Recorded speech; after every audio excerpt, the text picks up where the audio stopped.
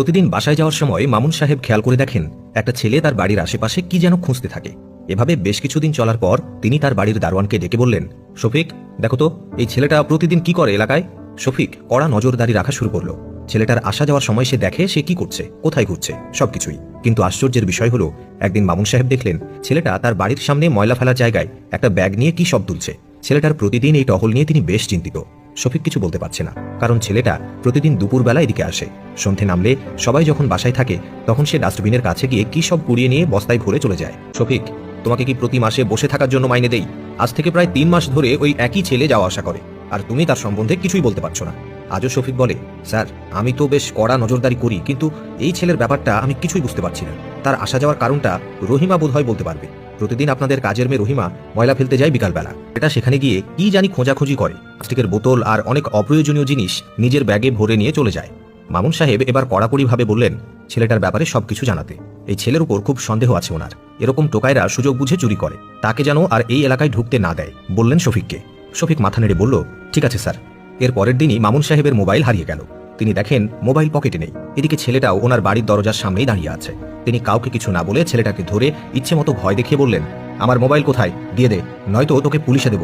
ছেলেটা কি যেন বলতে চাচ্ছে, কিন্তু তিনি শুনতে চান না। কোনো কথা না শুনে ছেলেটাকে আটকে রাখলেন। পরের দিন সকালে রহিমা এসে দেখল ছেলেটাকে আটকে রেখেছেন বাড়ির মালিক। রহিমা দ্রুত মামুন সাহেবের কাছে গিয়ে বলল, স্যার, ছেলেটাকে ছেড়ে দেন, সে কিছুই খায় নাই।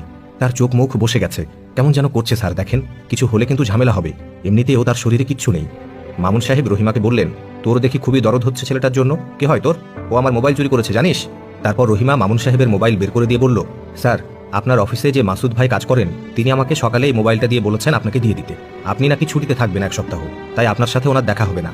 ওনার মেয়ে অসুস্থ দেখে তিনি নিজে এসে মোবাইলটা দিতে পারেননি। আমি ওনার বাসায় গেছিলাম কাজ করতে, উনি আমার হাতে দিয়ে পাঠিয়েছেন।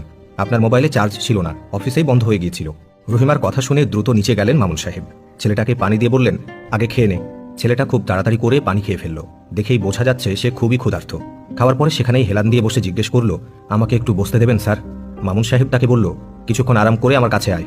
ছেলেটা কিছুক্ষণ পর ভয়ে ভয়ে মামুন সাহেবের কাছে গিয়ে জিজ্ঞেস করলো, কেন ডেকেছেন স্যার? আমি কিন্তু সত্যি বলছি, মোবাইল আমি চুরি করিনি, আমাকে পুলিশে দিয়েন না। তিনি তাকে জিজ্ঞেস করলেন, কি করতে আসিস এখানে? আর ওই ডাস্টবিনের কাছে কি তোর? প্রতিদিন তুই কি নিয়ে যাস বস্তায় ভরে? ছেলেটা কাঁদতে কাঁদতে বলল, আপনার বাড়ির কাজের মেয়েরা যখন ময়লা ফেলতে আসে তখন আপনারা যে খাবার নষ্ট করেন সেটা আমি খাই। আর এই আপায় আমাকে চুপ করে 2টো রুটি পলিথিনে বেঁধে দেয়, এইটা আমি মাকে নিয়ে গিয়ে খাওয়াই। আমার ব্যাগে ভরে ওই সব জিনিস নিয়ে যায় যেগুলো আপনারা আর ব্যবহার করেন না। পানির বোতল, ভাঙা হাঁড়ি পাতিল, এইসব কখনো পাই কখনো পাই না। এই বিল্ডিংয়ে সবাই প্রতিদিন যা ফেলে তাই কুড়িয়ে নিয়ে গিয়ে বেচি। যেই টাকা পাই এটা দিয়ে মায়ের ওষুধ কিনি স্যার, বিশ্বাস করেন।